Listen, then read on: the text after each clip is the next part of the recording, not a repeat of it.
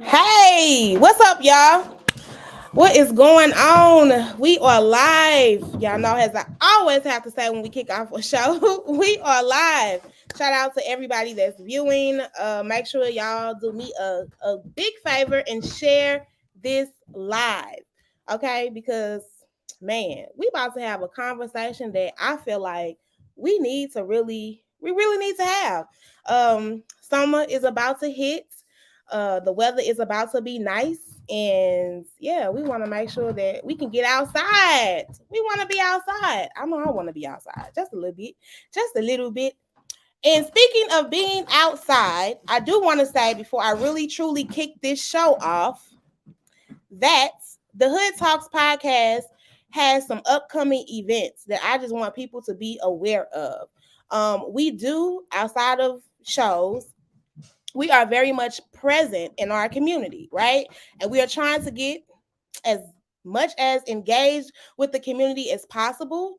So shout out to Evolve. We have partnered with them to do some of their pop-ups. So our next one is next week, next Saturday. We will be here in Ferguson. Yes, Ferguson, we come in. We will be out here where Evolve is giving out free food, and I will be out just again engaging with the community and trying to support Evolve in their efforts of connecting with the community. And it's just a good time when we always link up. So shout out to my girl Kelly McGowan and Evolve. We also have a shout out to the Village of Moms STL. They have a birthday celebration. They've been in business, I want to say 5 years. So they're having this community birthday celebration. So we will be there, and that's May 21st. So we will be there supporting them, engaging with the people that's in that event, and just showing y'all what's happening, because this space, they got all type of things coming up. I mean, they have fun. It's a family fun event. They're having games. They're giving away things. They have giveaways, raffles. They have food, entertainment. So it's something to tap into. And again, why I think that the conversation we are having today is very important, because we know people are having events, things are going on, and again, people are getting outside because of the nice weather, and we're gathering.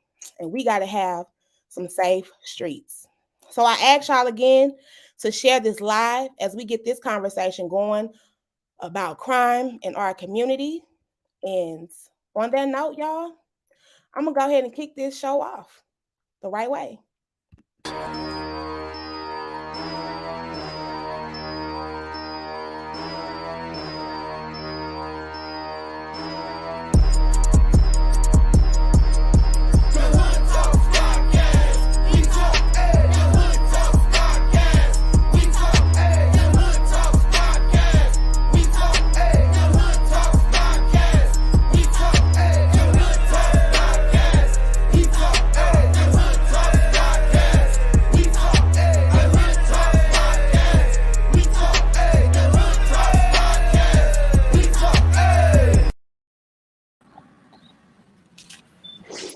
Well, hello, you all. I am super, super excited to be here with all these guests that I have here today, y'all. I am going to give them the space to let them introduce themselves one by one. So just give us a moment to do that, and then we will do what we do and get into the conversation. And I'm gonna go ahead and start with Miss Dr. Marty. Come on and tell us who you are. You muted. I'm sorry. There you go. All right. Well, thank you for having me and us on today. We're excited here to represent Ungun Institute.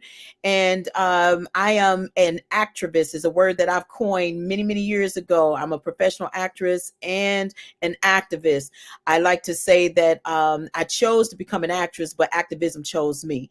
And I'm all about being an advocate for our community, for our children, and specifically even for Black people. It's important that everybody get an opportunity to sit at the table. I'm all about being a global ambassador. And so anybody's welcome to sit at the table with me and eat. But I always say my people will eat first, because we've been starving for a long time.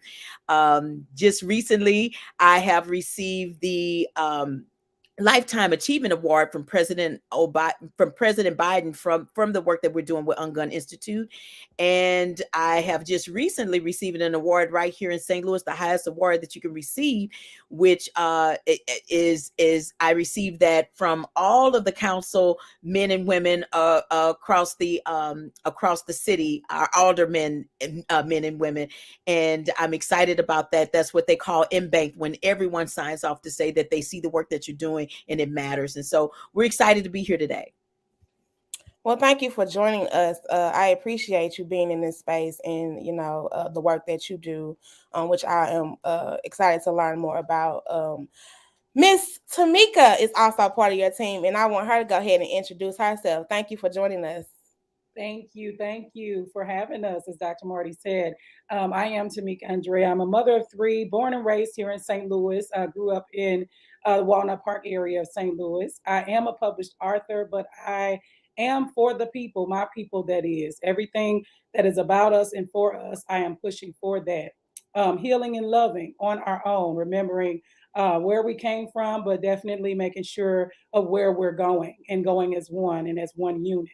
So very excited to be here today. Very excited to contribute by way of Ungun, and just, happy to be here and happy to be a part of anything that is uplifting and moving our people in the right direction.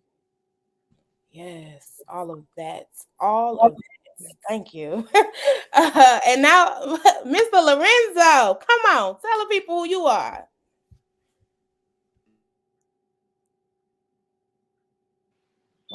How you doing? Thank you for having us and inviting us to the show today. Like what you're doing in the community, how you pulling everybody together. Um, I am a published author. I'm an entrepreneur, and I'm an agent of Ungun. And I just like to give back. Because it take us to make the difference. So I'm just happy to step up and thankful to be a part of this team and making things happen in the community. Well, thank you for joining us and bringing your team along. I appreciate it. Come on, Mr. Councilman Gary Johnson. Tell the people who you are. Hey, good afternoon. Good afternoon. So, I am Councilman Gary Johnson from the great city of Jennings. I'm also school board director for the Jennings School Board. A little bit about myself. I'm born and raised in St. Louis. I'm a Hyde Park product, North St. Louis. I was an educator for about 14 years. Um, Now I'm an entrepreneur. I invest in real estate, so that's what I do every day. But also, on the other half of my life, I work for our people, just like the previous uh, attendees have said. We do work for our people, and I put our people first. There's no doubt about it. Everyone that knows me know I'm pro-black. I'm for our. I mean, so I, um, I don't want to be too long on the introduction, but I'm glad to be in this space. I'm glad to have this conversation. It's much needed, um, and it needs to be. This conversation needs to be had on a daily basis until we find out, until we get some answers and we get some interest in some combating some of these issues. Yes, I agree. We're not talking enough about this situation, but we're losing a lot. And so I want to I want to start off by asking you all because I know again, crime affects us in many different levels. It may be like really personal, or it could be in the wide range of just community. And so I want to ask you all individually, anyone can start and go. How has crime affected you, either, personally, your own story, or is there something that just community wise you feel like it has affected you? Well, you know what? I'm going to go ahead and jump in first, because I think I might be the oldest on this line right now. And I was born and raised in St. Louis as well, 51 years old. And I've seen St. Louis. I've seen the best of St. Louis. I've seen St. Louis take a turn. I don't ever want to say I've seen the worst, because I do believe that if we continue down the path that we're going, things can be a lot worse than what they are. We're really at a place where we can turn things around. But I also, during that time, growing up on the north side of St. Louis, I saw the drugs come into our city, and that's when really things began to happen in, the mid 80s or what have you. And by 95, 94, 95, things that just really had gotten really, really bad. My brother was one. We have the same mother and father, grew up 4816 lead us, that's gonna always be home. But he went outside. My brother went outside, and what happened was he started to see a lot of young men like himself that may not have had permanent father figures in the home, and didn't have the guidance that they needed on the inside of the home. So you one way when you on the other side of the door, but when you go outside, you're a whole nother way, because that's when your uncles in the streets take position. My brother started selling drugs, and to make a long story short, it ended with a bad situation where someone had made a threat to go around the corner, which was to our home, and shoot and kill up everybody in our home. And that would have been me, my daughter, his daughter who was in a pumpkin seat, and my great grandmother and her sister who was blind. We all lived in that home. My brother would come back and forth visit, but because this is where we grew up, he would come every day to go outside, right? So in that midst, when that threat was made, my brother, in that moment, he was caught in that moment of, what do I do? Do I allow this person to carry out the act that they just stated that they would do? Or do I step in to protect my family and what I think I need to do?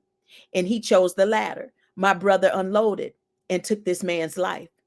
And it happened to be someone in the neighborhood. So not only is this black on black crime, but this is what I call family crime, because this became a thing where the two families knew one another and everybody lost. Not only did the family lose their loved one who they'll never see again, and that person had a record from here to the arch. My brother had never been in trouble before. But at the end of the day, they lost their loved one. And we lost ours too. Although my brother went to jail and did 3 years day for day, I tell everybody all the time, my mother and I was locked up 3 years as well. We was locked up on the outside. He was locked up on the inside. So what I really need people to understand is that when these crimes continue to happen, it's not just those who are shooting or those being shot, it's also those who are connected to them. We also suffer. We also have something to heal from.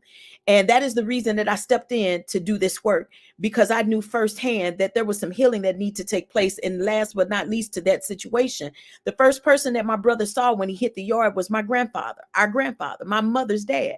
So now you have two generations of a family doing time together, and he couldn't even go up to him and say, "What's up, grandpa?" Because on the inside it don't work like that. On the inside, I'm squirrel. I'm big man on campus. You can't even come in here claiming me, because I got to protect me as well as protect you. So this is where we disconnect. So a lot of times people think when they go to jail, well, I'm in there with my friends or whatever, that it's not the same as it is when it's on the outside. And that's a lot of things that our young people don't know as well, that it's such a mental mindset that shifts and change, that if we don't use platforms like yours to speak and to tell them in advance, they don't even know what they're facing. So thank you. Yes, that part. They don't even know what they're facing, because we're not talking enough. And to just think about the generations, like you said, the grandfather was already in prison. And if he had been able to talk and say, "This is what I'm dealing with in here. You don't want to be here. Like you should be doing this." If he could get that information to his, grandson, it might have saved his grandson from making from not having to go through what he went through. I believe just having the conversations and talking is one of the solutions. But I want to bring anybody else in that wants to share their experience or their story. So, well, I'll share. So, just like Dr. Marty said, I'll put myself in the position as her brother when it was time for me to step off the porch. Growing up in Hyde Park, of course, everybody, the early '90s and the '90s, how the North St. Louis was in that area. So the crime impacted me. My grandmother has 8 grandsons, and I am the only one that has not done prison time. So seeing my cousins in and out of prison, um, you know, making bad choices, being succumb to the pressures of the neighborhood, things like that. That's how it has impacted me. Even though I've had my share of trouble, of course, we've all tested the waters, but with the support that I've had along the way, I was able to just put a toe in the water and not the whole foot. So I have been impacted as far as everyone, not everyone, but people around me, immediate family, first cousins, things like that. So the impact, not directly in myself, but the surrounding people around me and people that I looked up to growing up, like you said, Dr. Marty, your uncles, your cousins, driving nice cars, coming through with big money. You like, what what's going on? And that pressure is hard. That pressure is hard, and when you don't see a lot of other things around you, it's very easy to take that route. So crime has impacted me, just like I said, not directly per se with myself, but around me, it had a great impact, especially on the decisions I've made as an adult. So. Come on. Absolutely. I agree with what you just said, Councilman Gary. And, I'm sure that all of us have been affected in some way with, community crime, family crime, as Dr. Marty said. And me personally, I lost my brother and my father by way of gun violence. And, just growing up in a neighborhood where it was, you shouldn't say it was common, but I guess being that I was there for so long, part of my life, when visitors would come and I would see the expression on their face, like my friends from other neighborhoods, and they'll look like, you're not scared. I mean, this isn't normal to see a drug exchange, to hear gunshots, to, have to coerce and tell your friends how to duck when a drive-by may occur. This was, normality, and it shouldn't have been for so many of us that grew up in that same neighborhood. So as children, all the way through your adulthood, you're affected because those are memories that are forever with you, where you couldn't sleep at night without hearing ambulance or the gunshots and things of that nature. But being affected by gun violence is something that we all need treatment for. This isn't something you just overcome overnight. I'm sure Dr. Marty still has those moments of reliving the things that took place when her brother had to make such a difficult decision to protect his family. And for me personally, I still have to see some of the people that harmed my brother, that harmed or wronged my father. So that's what gives me that bigger piece of forgiveness in order to live and heal myself, live all the great things that Ungun stands for, but teaching our youth that you cannot go around with the hate in your heart. You have to learn to forgive, because when you keep that in you, then you are going to react by way of gun violence, by way of fighting, lashing out, ending you in prison or in the grave.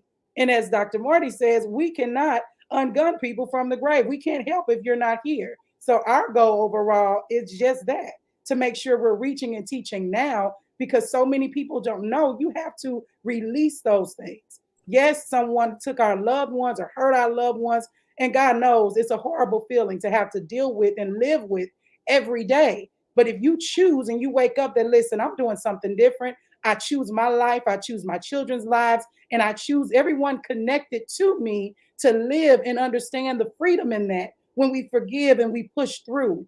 So it's going to take a lot of work. It's taken a lot of work to get there, but together we definitely can and will make a change for our city and our communities.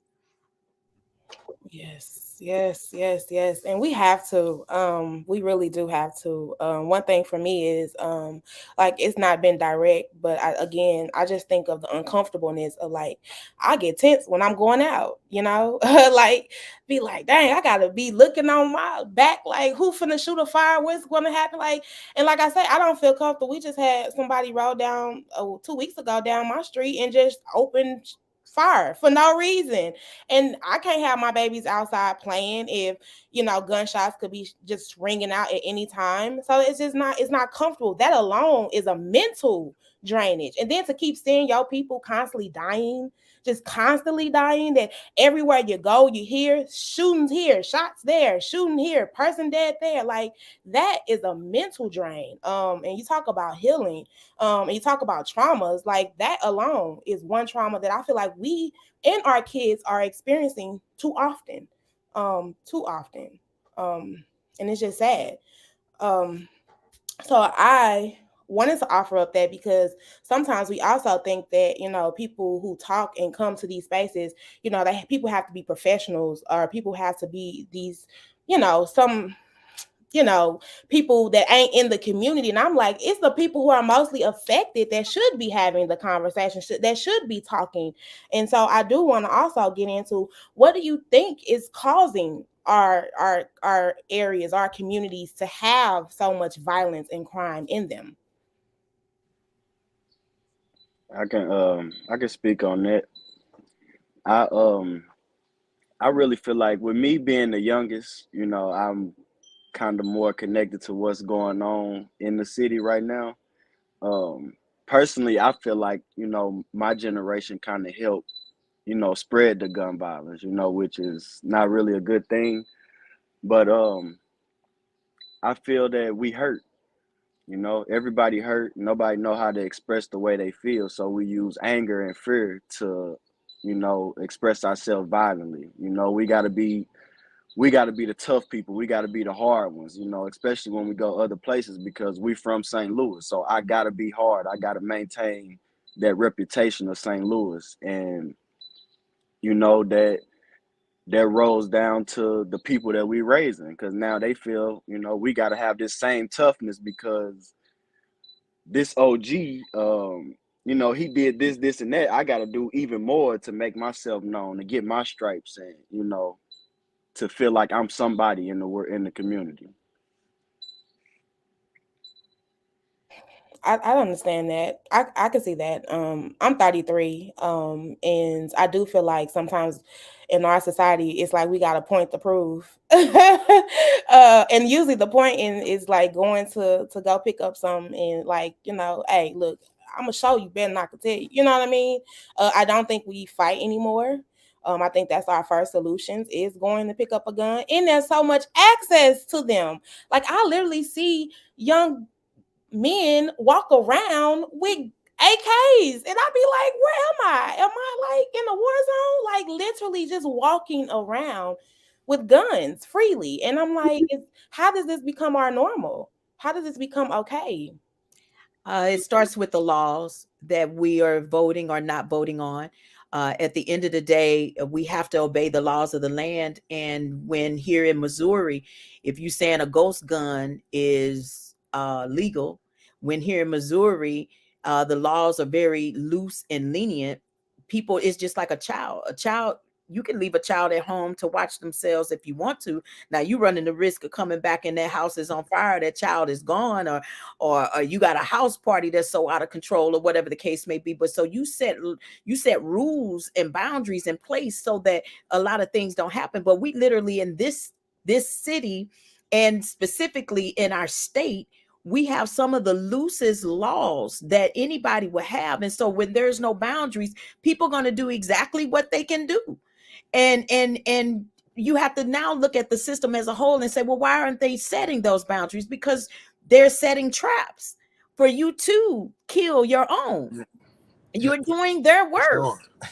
You're doing their work. If I can, Shooting they bullets in case there's another Russia-Ukraine type of situation to happen.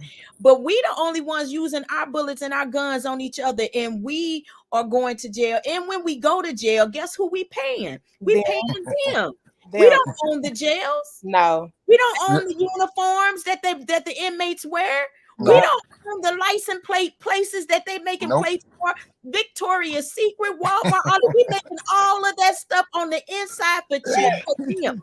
We are paying them. yeah. So Another form of slavery. Come on, Mr. Gary. the when I heard Dr. Marty say, one thing that we rarely talk about, y'all, is the condition of our people. So like we've been conditioned to become this being. Like we're not in a human being experience. I know I'm not trying to go too deep, but the condition that we've been put in to be numb to crime, to react a certain way, that's probably, in my opinion, one of the biggest things that contributes to our behavior. It's what we've been turned into. I saw a picture the other day of St. Louis in the '60s. You know, everybody, the women were clean, hair done, the men were clean. You know, I'm not saying we dirty now, but it's just the every picture just looked different. You know, the attitude towards each other, the reactions toward each other. Um, you know, so over the years we've been conditioned to turn into this violent person. And I hate to use the word because I don't use it uh, loosely, but we've been turned into, can I say niggas? Like we've been turned into niggas. So that is a condition.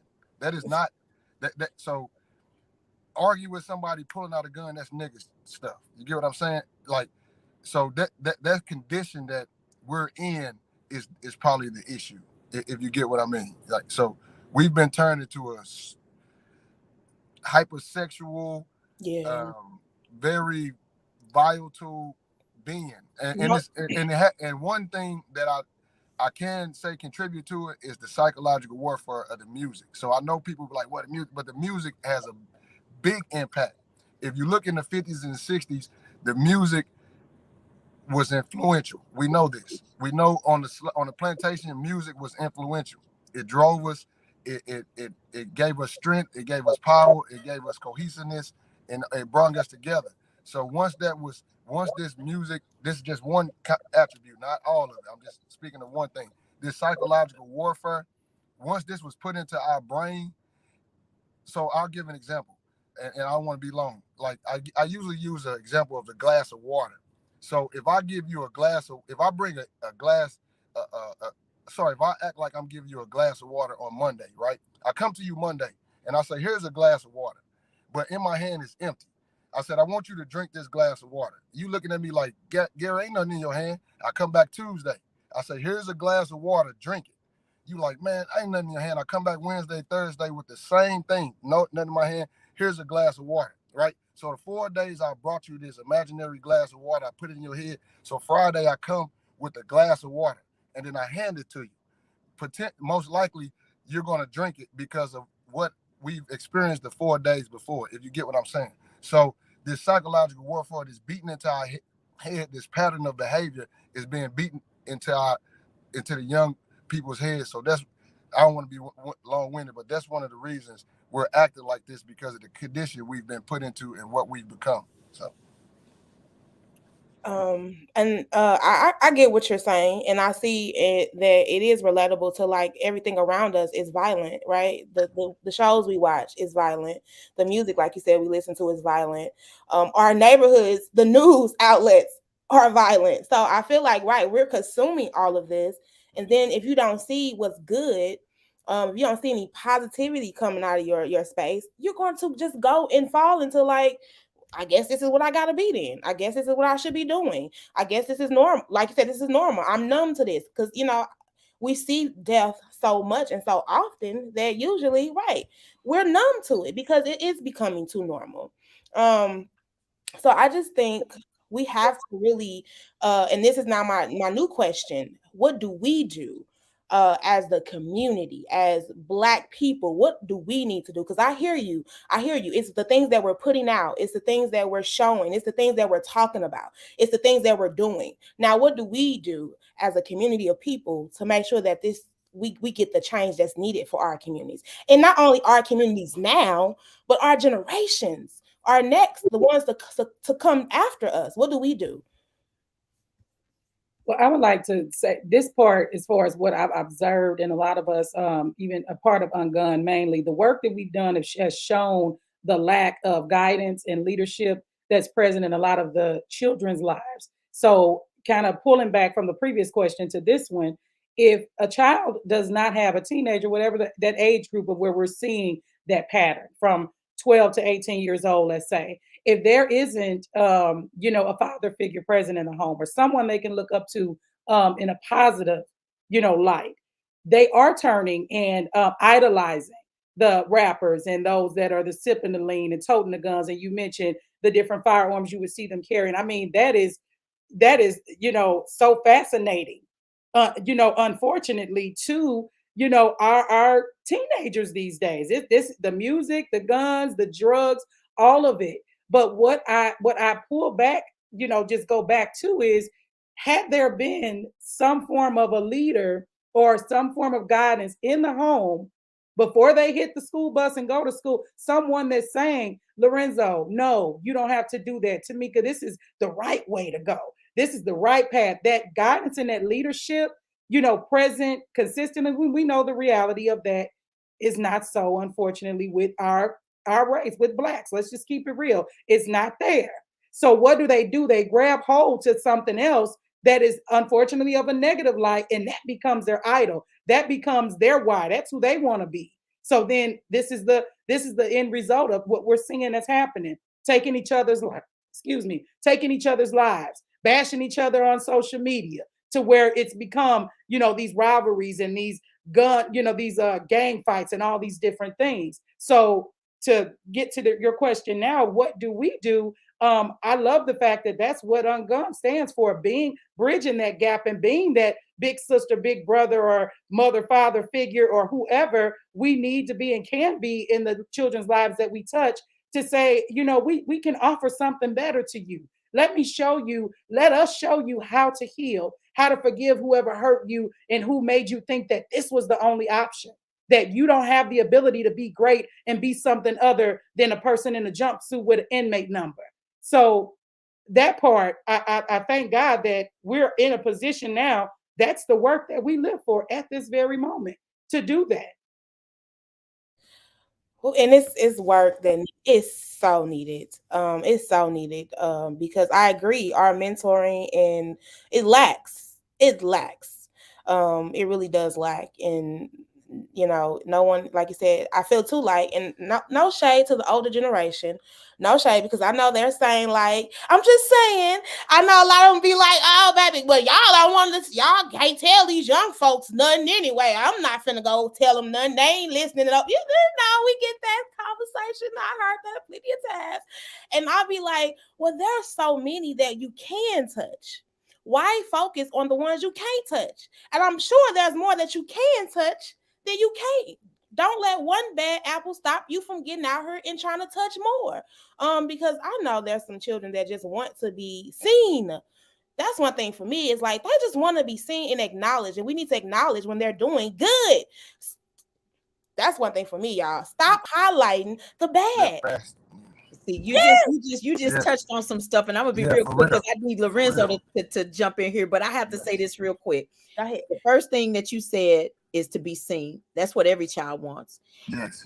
But let me tell you, the way that I was raised and the way that children are being raised today is a little, the approach is different. Now we want the same result. We want to raise good humans to grow up and become good citizens, right? But the approach is different. I have a 9-year-old grandson that lives with me. My grandson says this all the time. You didn't notice, Mama, when I say to him, you need to come and tell me. See, I was raised in that if somebody do something to you, you need to come and let me know. That's the way I was raised. You need to tell somebody. You need to They don't talk. They want you to notice they being bullied. They want you to notice that their shoes are too small. They want you to notice that ain't nobody gave them a hug. Those are the things that our older generation people that are my age, we need to understand that the way that children receive information today is faster. It's through devices, and it's what they want you to see. We want them to tell us. We on the say, they on the see. Y'all remember that game, the see and say game, right?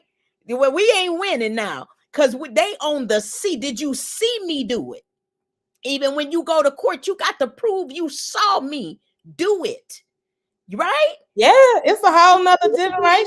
Here say stuff. But it used to be a time all the neighbor had to do was say you did something. You was getting towed up by the neighbor, your mama, and your daddy whenever he dropped by. It was going to be a problem, right? So I put in the chat here real quick, follow the money. Any and everything that we're talking about, we're trying to figure out what the problem is with it.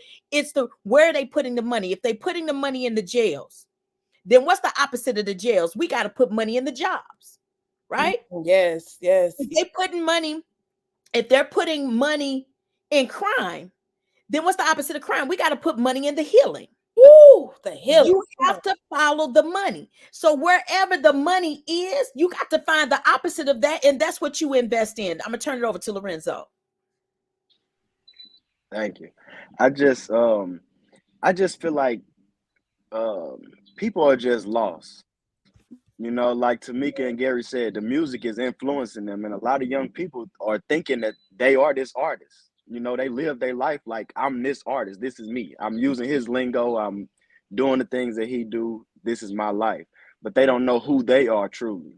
Because it's a lot of talent in St. Louis. I mean, tons of talent. Like, people are so creative, but they don't tap into their creativity because they're trying to be somebody else and not knowing and understanding who they are as a person, or where they come from as their background, their lineage. So I feel like it starts with self, learning and understanding self.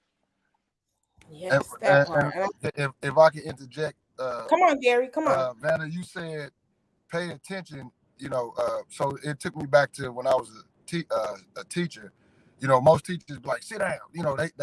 They go into class and they know they about to have a problem out of little Johnny. So they know they got to focus on little Johnny, and so the other kids that's really that's trying to learn and doing well, you lose time and focus on them. So what happens is, like you said, if we shifted our energy away from the bad and concentrated on the good, I would agree with you, Vanna. There's probably most likely more young adults out here that are doing the right thing and want to do the right thing than there aren't. So if we focus, like you said, if we focus on them, we would have a bit greater impact. And then, just like Lorenzo said, the creativity and the paying attention. So if you're over there getting attention because you acting a fool, and I'm over here not getting any attention, I'm gonna act a fool. Yes. Because I want some of that. I want that, and just like Dr. Marty said, I'm not gonna come out and say it, so I'm gonna act it so you can see what I'm doing. And you guys are right on it. You know what I mean? And that, like Lorenzo said, there's a lot of talent, but it's being wasted because we're trying to mimic and emulate the attention getter. If you get what I mean. Yep. So. Yes, I think that is so valid. It's amazing to me that people don't see that, and we keep falling in with the BS. And I think, like you said, it goes like it's a system that we're playing into. Our own community is playing into that system, and it's sad. It saddens me. But one thing I want to do, I like to play devil advocate, because some people be like, well, yeah, crime happening everywhere. It's all around. It is, but how do you think specifically our community is being impacted by crime? Like, what is crime causing us to lose out on? If you guys know what I'm saying. So for like instance, one thing I said was like, I feel like our kids can't go outside and play. I know growing up, I was around the corner, down the street. I was outside, probably all day if I could be. And I got home safe at night. I to this day am not feeling safe to let my babies go outside in the front yard and play. I was like, no, I can't do that. So what are some things that you all feel like is the crime is impacting our community and we don't get to have or enjoy? Crime is taking the neighbor out the hood. Mm-hmm. Just a simple statement. Crime is taking the neighbor out of the hood. So I would just simply say that. Yeah, I definitely agree with that. All right. I Come was on, gonna say Lorenzo. I agree. I agree with Gary because I remember growing up, we had block parties, and everybody knew everybody. We all outside playing together. Like, Yes. we really enjoying each other. Families coming together with no problems. And if it was a problem, we can eradicate the problem that day, and keep moving. I agree with both of you all. We don't even know our neighbors today. We don't even know their names. But I will have to say this. I think that healing piece has to come into play first before we even go back to block parties, because I'm using that as an example. The way that we communicate with one another today, any little simple thing happen at the block party, let's say, right? And here's a fight. Now here comes the gun violence. Now Yeah. here comes the whole situation here. So until we get to that place where we're healing, and it starts with self. The approach with Ungun, you always have to start with self, and then it migrates to the family inside the community inside the United States, and United States is inside the world. We have jumped from we want world peace, Yeah. but you don't have inner peace.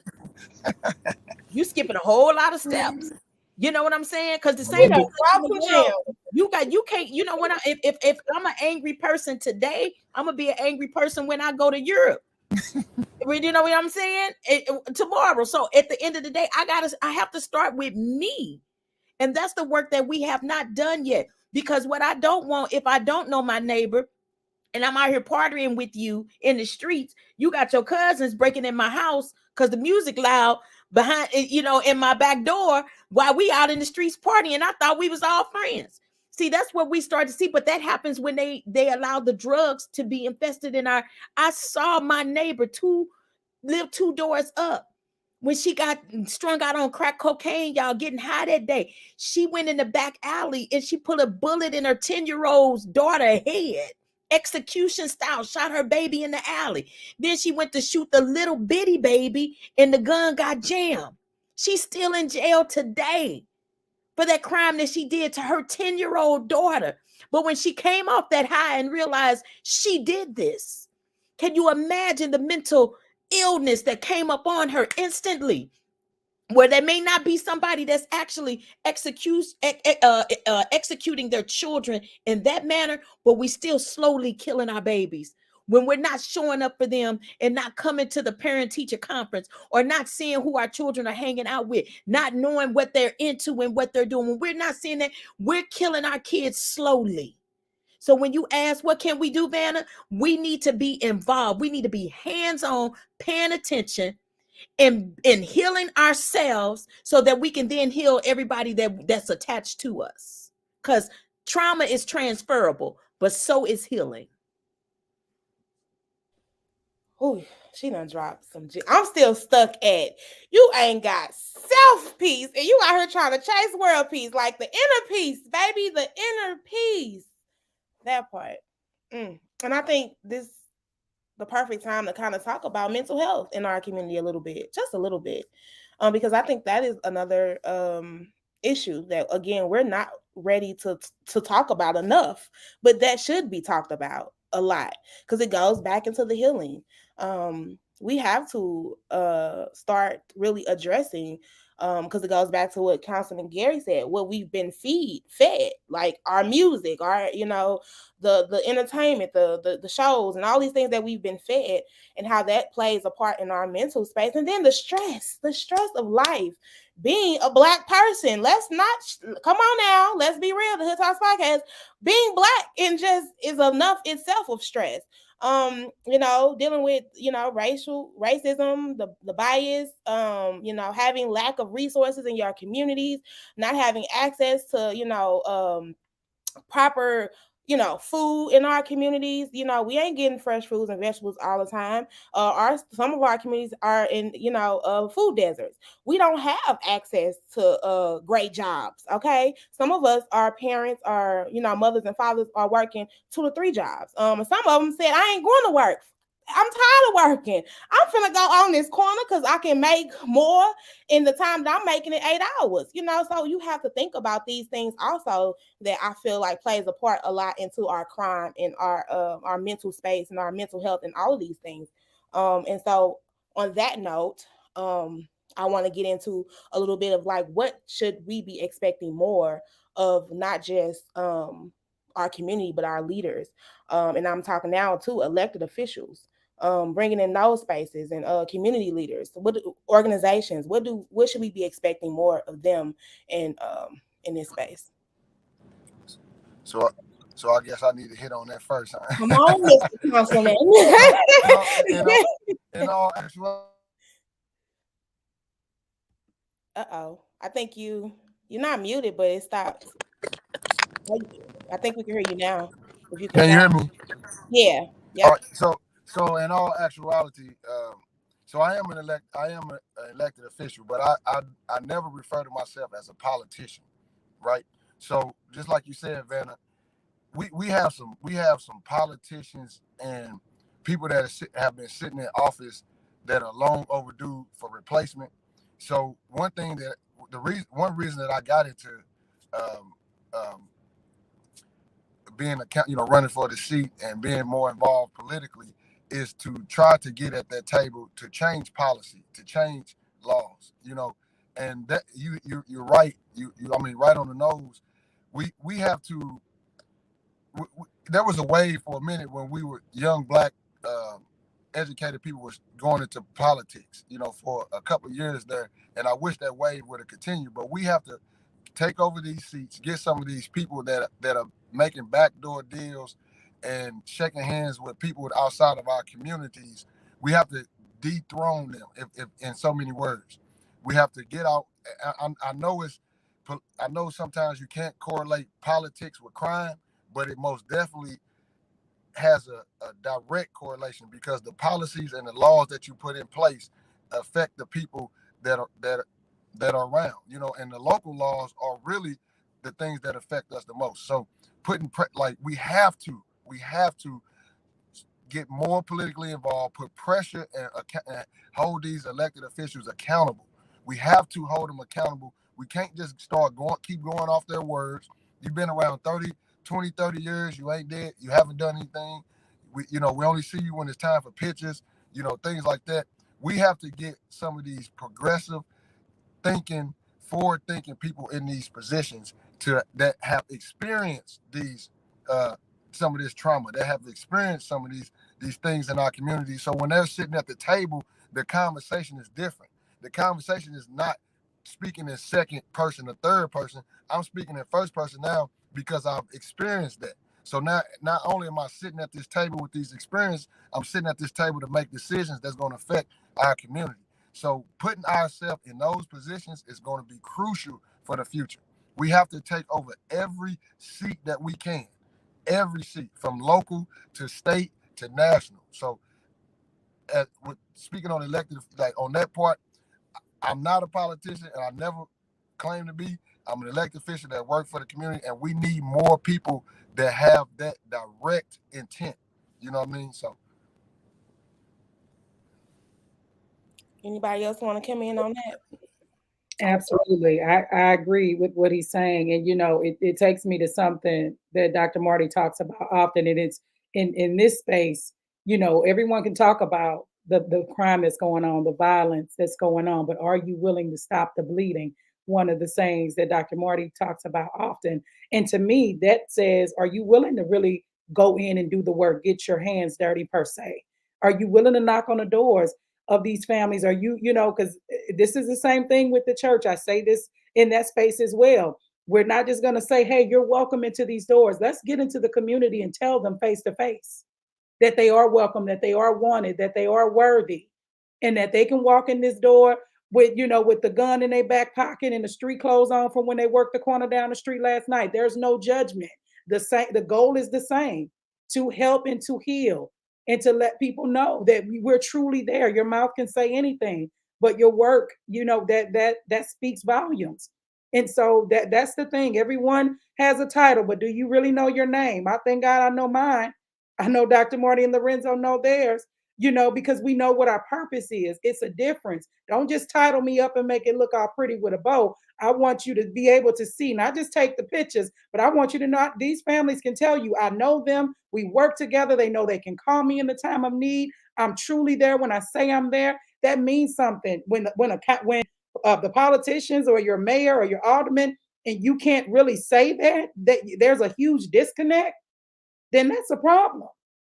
We talking about being a part of the solution, Yeah. not continuing to add to the problem. So that's definitely deep. So what does that say? More involvement as far as when we are election time is rolling around. Don't just elect, Katina because she went to school with your cousin, baby mama, whoever. No, really know who we are putting in these positions and what they're going to do. It's kind of it's sad, but it's a joke in our community elections. The only thing that's big is the presidential election. Come on, we keeping it real. People don't know who they putting in office when it's time to, elect our aldermen and our mayors. They don't. No, they don't. Education. And let's say they're not engaging us because guess what? We ain't putting them in the seats. So they're not coming to us to say, hey, what do you need? What's happening in your community? How can we help you? They ain't asking us that because they know. And the ones that get in there, like you said, come on, Councilman Gary, like you said, making them backhand deals with people. Oh, well, since my people ain't worried about getting me in the seat, how can I stand in the seat? How can I help you? So I know that when it's time for me to get back in this seat, you got my back, and them voters that like you gonna vote for me. It ain't because I'm here for the people. I'm really, I'm not a politician. I don't like politics, but I see how it can be beneficial in helping. It's not the answer. I'm never gonna say it's the only answer. It is a part of one of the solutions. And if we can get our community to see that and to get more involved and to get more to voting, not just like you said, presidential, but locally. Locally, you should know who your alderman is. You should know who your council people are. You should know who the mayor is, and you should have a contact. When you have a problem, you should be able to contact them. And I know I'm about to go down my rabbit hole, y'all, because I know and I understand that there's so many barriers that keep us from going into like these, meetings and these things like that. But it's now, how do we create inventive ways to better engage the community? And now that's when I'm looking at local leadership again, like, okay, we know that's not working anymore. We know people ain't going to their neighborhood association meetings and things like that. So how do we now change it and get, like you said, in the community and connect with the people again so that they can know you? But I feel like it's another system where if you don't know me, you can't hold me accountable. For sure. So I want to just say this real quick. One of the things we kept talking about was the music. And I want to be clear about this because I started off as a professional singer before anything. So it's not the music, it's the messages that's in the music, the message that we were portraying, right? And I want to tell you right now, we say we're not politicians, but clearly we are, because just you having a podcast, you have the ability to be able to put messages across the country right now. Media is important, right? So what we did not have before, politicians in the sense were able to kind of ride under the radar because we didn't necessarily get an opportunity to have these kind of platforms where we could discuss, hey, when they was running for campaign, they said they was going to fix these roads, but I just busted a whole tire last week when I ran out, so we could come here and talk about it now. So everybody's wearing different hats. Teachers are not just teachers, they're nurses in the school. The principals are not just principals, they're fathers. We are not just Ungun Institute. We have become politicians, so to speak. So we have to understand we hold a responsibility and an accountability to stand up and do the jobs that we are supposed to do. And my thing is, when again I say follow the money. If in fact you see that there's a politician that you voted for that's not doing what they said they're going to do, take your money back. That means take your vote back. Because when they don't get enough votes, they can't get that paycheck because they won't hold that position. We have to start understanding where the money is and what the money looks like with what we have, with the tools and the resources that we have. The fact that we came on here today, Vanna, we setting you up in a good place to make your money. But the very moment I see you talk about something, Vanna, that would destroy our community, you'll never see me on here again. Because I ain't going to tell you. So we all have the power. We all have the power to make the changes that's necessary. World changes don't change the world. They change themselves.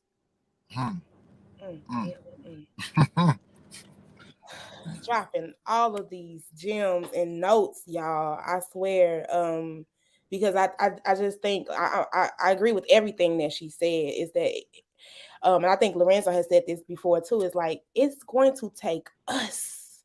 No one. I always say no one is coming to save us.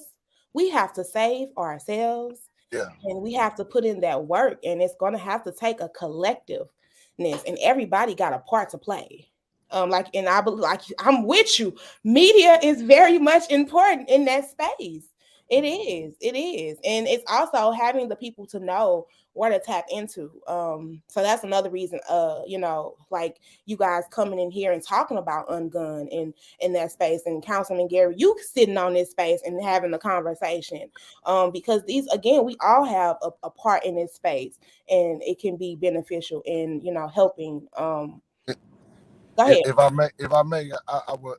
I guess I'm gonna ask a question and make a comment in the question, then we can expand on it. So what, one thing, when we listen, we listen to uh, people that have experienced violence, and people that have engaged in violence, people that have engaged in these behaviors. One thing that we that stands out, you guys, the common denominator is the beginning. So, Vanna, one thing you said, what do we do in the future? If most of these, let me not say most, but a lot of rappers, when they tell their story, oh, I grew up in the hood, I do this, I do that. Do y'all hear the beginning is common? All the beginnings of these detrimental behavior is common. So if we don't work to change the beginning, you get what I'm saying? Where it starts from. So, like, when we get away from, when that narrative, oh, I grew up in the hood, I do this, I do that. When we get away from that narrative, when we can take that narrative and change it to something else and change the beginning of these young people, I think that's another thing that can help us for the future. If you get what I mean, like that common place of susceptibility and things like that. You know what I mean? We need to change the beginning of where a lot of these people start. So if we could just bring awareness to, some mothers, some fathers don't know how to teach their kids discipline. You know what I mean? Some of them don't know how to facilitate the behaviors that they want to see in their kids. So they don't. So we could go around and we change. I know it's not a big thing, but if some of those beginnings change, where they start, the message that they start with, those things will help as well. So I guess my question would be, what do you guys think about the beginning of, so like most of these stories start the same. So if we change the beginning of these stories, do we change the behaviors? I think if we change the outlook on it, I'm the hood talks, right? But what are we talking about? We ain't talking about all, like, we're not all bad. It's not all bad in this space. It's uplifting solutions. It's uplifting positive things that's going on. It's having, it may be having the tough conversation and addressing them, but it's not all bad, because there's not all bad things coming from the hood. There's Right. good stories coming from the hood.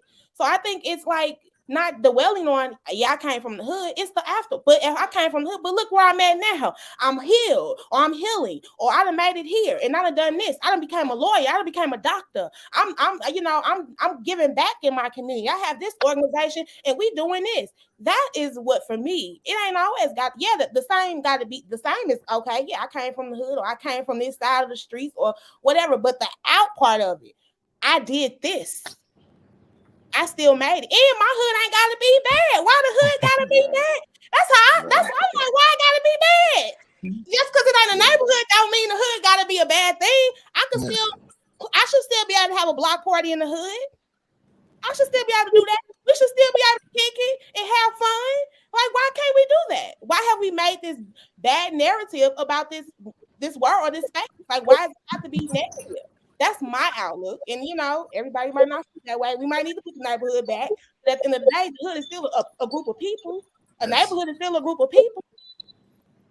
That's my take. Yes. I'm gonna let y'all go ahead and I most definitely feel that. I feel like the way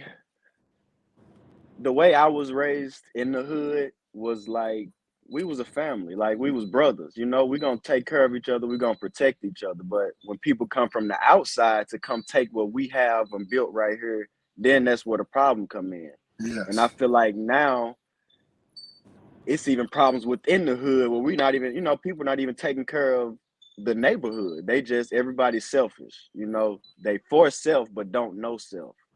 and it's making it hard for everybody right now. It's making it hard for us to go shopping, like you said. Making it hard for our kids to go outside because we don't even get along with our neighbors. I mean, nowadays it's gangs on every block. Every block is a different gang. So now we got to walk to the schools, walk to the bus with all these different people. You never know what's going to happen every morning. And I feel bringing that back together starts with us, our elders, bringing everybody to places to have this block party, introducing them like, hey, this your cousin, this is this person. Like, we all are really connected, especially in growing up in St. Louis. Like, mostly everybody on here from the north side. That's where St. Louis started from, Lorenzo, So, you have to speak to your backstory. You didn't get a chance to do that. If you can share a little bit of your backstory and how you become an author, I think that's important for the listeners. okay, for me, my backstory is, I grew up in St. Louis. I, was raised in Ferguson, but I got family all around. So I was the one that would go spend a night at all these different cousins' house. So I got to see St. Louis from all angles. And me growing up that way kind of led me down a bad path because, I was introduced to so much and exposed to so much at a young age that I lost myself. I grew up playing basketball. I was thinking that was going to be my thing, but, going out to all these different areas playing basketball, I began to lose myself following the people that was playing basketball, but they wasn't focused on basketball. They was more focused on the streets, but they were just good at basketball. And, got tied up in some things like that. And I ended up putting myself in a situation to be shot, to get robbed and be shot, which left me paralyzed. And me going through that, I didn't know anything about mental health. I didn't know about trauma. I didn't know about coping. I didn't know about anxiety. I didn't know about these things until I was put in a position, where I had to sit down and learn it. And I feel that it helped me. I wish I would have learned that earlier and that maybe, I would have had a different outcome with my life. But me learning how to heal and cope with the things that I've been through, it just helped me. It put me in a better space and allowed me to tap into my creative side and understand who I am as a person so I can stand up for myself and those around me, and one of my things is lead by example. A lot of people know me from the streets. A lot of people know me from basketball, but no matter where they know me from, they're going to say I'm a stand-up person because I'm going to handle my business no matter what. Thank you for sharing that, for sure. Yes, sir. Yes. And he back walking again. He was paralyzed, but God healed his mind and his body. Yeah. That part. Oh, yeah. Yeah, That brother. part. Sure, And sure. I'm going to emphasize this one more time because this was a gem within itself. For self, but don't know self. Come on, man. For I'm self, taking but that, don't Lorenzo. know self. Come on, y'all. I'm taking that. we quote you today, Lorenzo. That we need to look for self, but don't know. And that's real because I'm gonna be a little transparent. Come on. You hear me? I am still finding self, but when I'm starting to find self, I saw value not only in myself but my people. Do you hear me?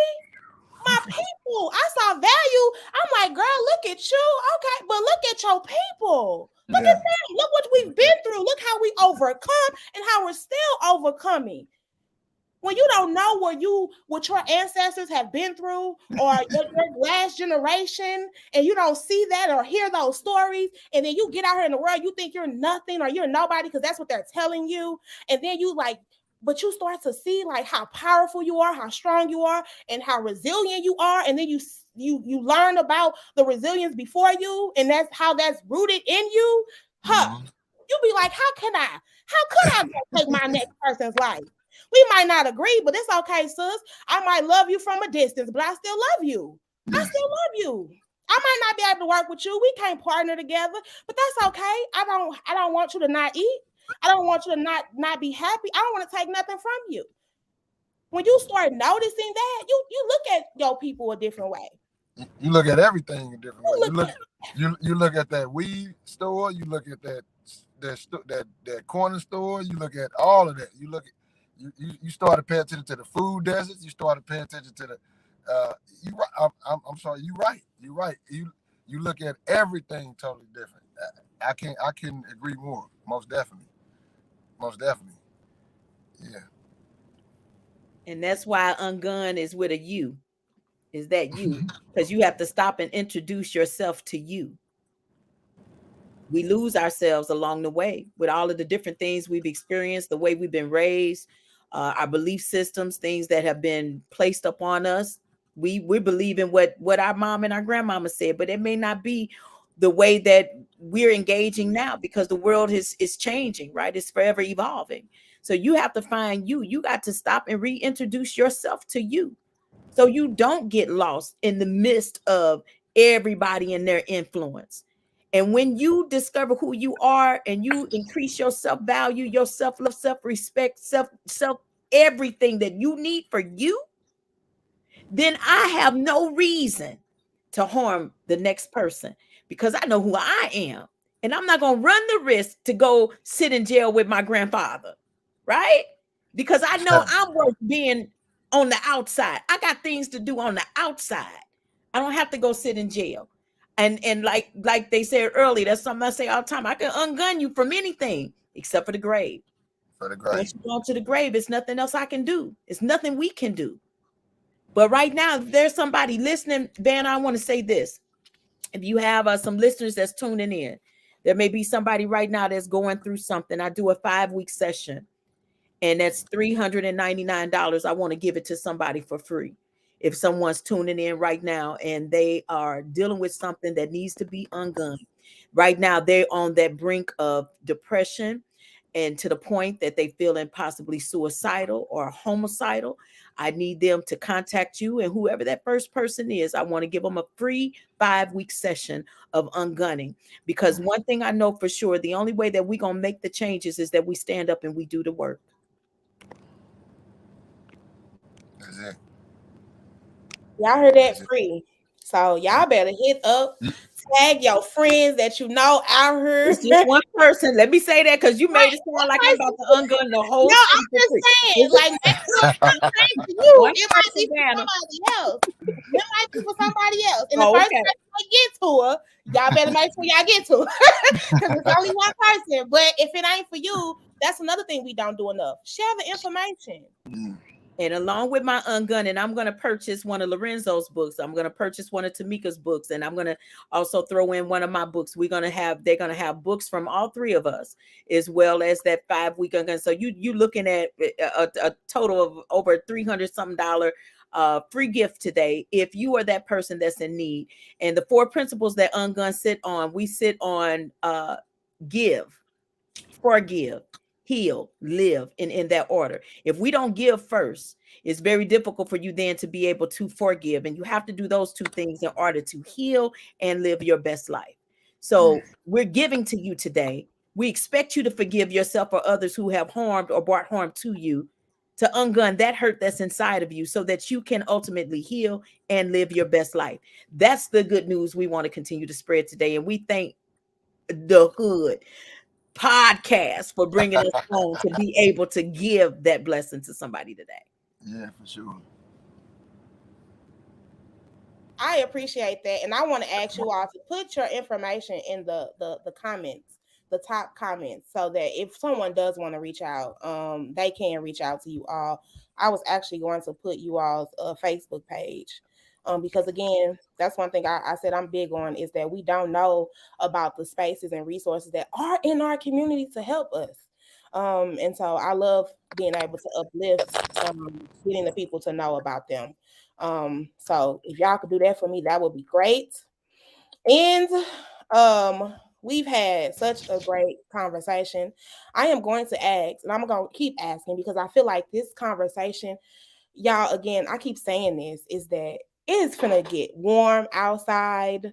We are having events popping up. I know, shout out to the Hood Talks podcast and are kicking it for a cause space with shout out Kelly McGowan and Evolve and AP Allen are DJ.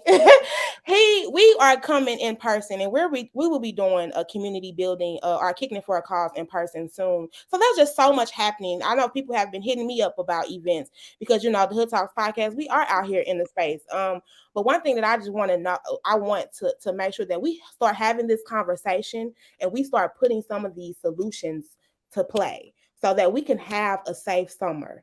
Y'all, I am mentally drained, personally, from seeing so many people dying in our community from just hearing gunfire all the time, from just seeing shooting here, shooting there, from seeing children online killing themselves.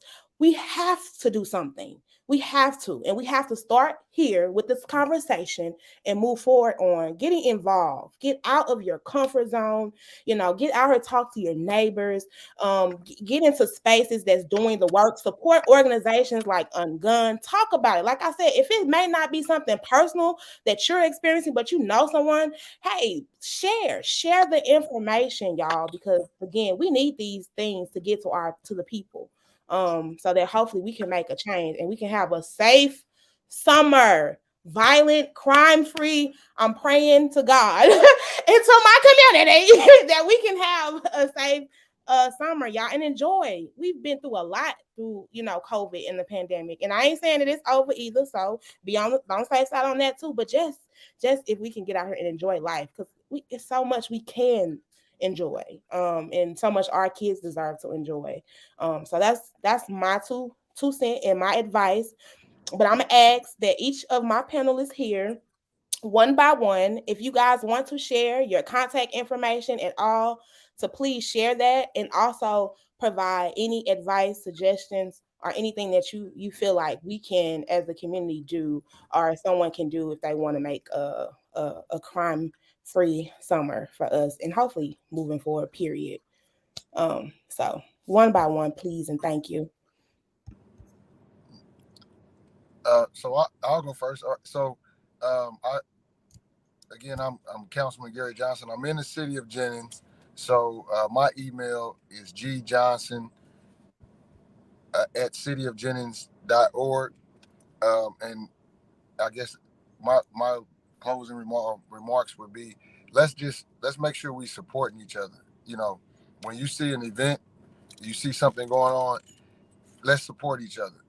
One thing that I used to tell my students, I give an example. I always give analogies and examples. Like Busch Stadium, no, people really don't like watching baseball. Okay, baseball is boring.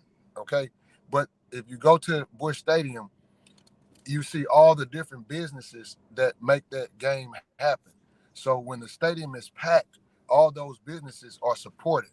So if we pack every event, we support each other, then that world, our world revolves a little different, if you get what I mean. So Mhm.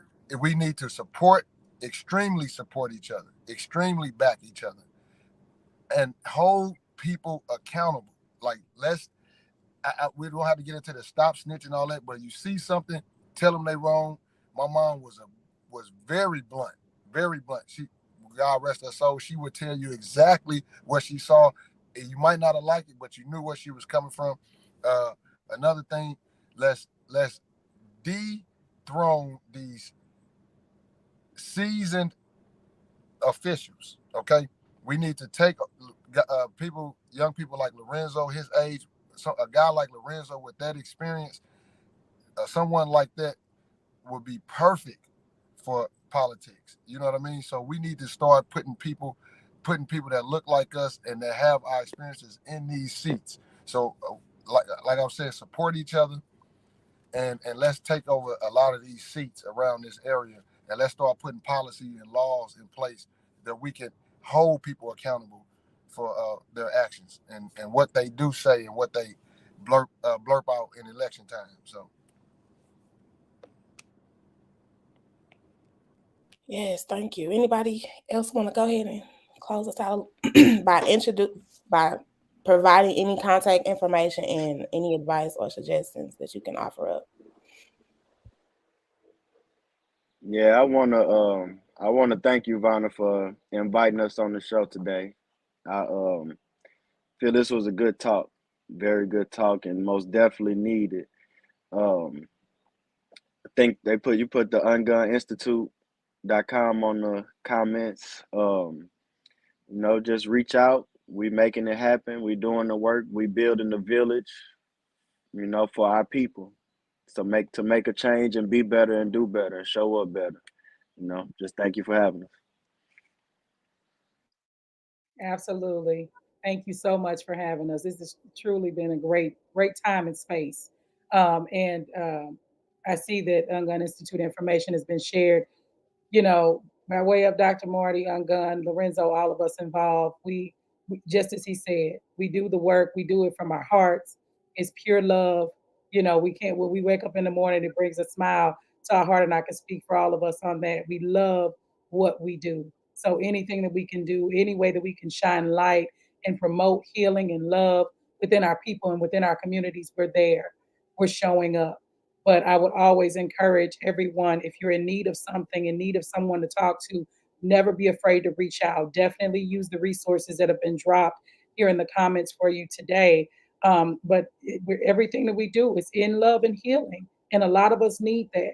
We are thankful to be in a space to be that band-aid to stop that bleeding. So definitely get what you need to live your best life. Absolutely. I have to just say this, that the best thing to do is stay connected. Stay connected. The enemy gets in and tries to trick our mind so that the mind tells the body to do things that are harmful to self or to others. But when you can shift your mindset by working on self-care daily, you stay connected to those who are pouring into you in a positive way. We are a close-knit family at Ungun. When you contacted Vanna, when you contacted Lorenzo automatically called me, and I'm like, yeah, but we bring it to Mika in too. And that's the way that we move. We move as a team. Always we move as a team. We stay connected to one another so we can stay connected to the mission, because it's not about us, and one person can't do it. One organization can't do it. One politician can't do it. It may start with self, but understand you can't do it alone. So the more we connect with each other and stay connected, the better we can deal with some of these things we're dealing with. Councilman Gary Johnson, it's been a pleasure and to be on here with you today. And I hope, because you are connected with a school, that you would consider reaching out to us and know that we are available to go in. We just did 7 schools in the St. Louis public schools over the last 5 weeks or what have you. And we've seen those babies' lives transform in 5 weeks. So I hope that you consider to bring us in. And Vanna, again, if it was not for you building this platform and doing the things that you do, sister, we wouldn't have been here today to be able to talk about these things. And even if someone wasn't listening today, but they continue to come and listen later, that offer stays on the table. When someone contacts you and say, if am I that first person, I want you to get in contact with me, and we will start to change people one by one.